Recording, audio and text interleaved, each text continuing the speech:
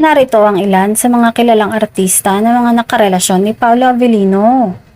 Taong 2009 to 2013, ang dating kapuso actress na si LJ Reyes. Nagkaroon sila ng anak na si Ethan Aquino Reyes. Ayon sa source, ang paghihiwalay nila ay mutual at matagal nang nawala ang pagiging magkasintahan para mapagtuunan ng pansin ng anak.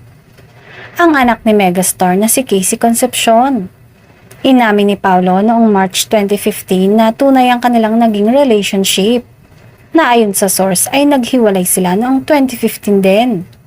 Simula May 2018, pumasok sa isang seryosong relasyon sina Paolo at ang Filipino-Australian model na si Jody Tarasek. Ayon sa ilan, itinatak nila ang kanilang anibersaryo ng 2 taon. Ngunit nagtapos ang relasyon nila noong 2022. Kapamilya actress Janine Gutierrez. Inamin ni Paolo noong November 2021 na nag-go out sila ni Janine sa isang media conference.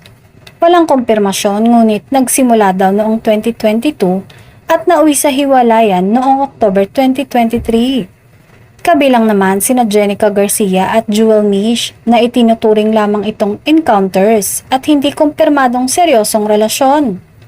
At ngayon ay ang rumored na relasyon kay Kim Chiu. Bagamat hindi pa opisyal na kinikilala bilang karelasyon, malawak ang espekulasyon at tila may malapit na relasyon ng dalawa na sinusundan ngayon ng fans.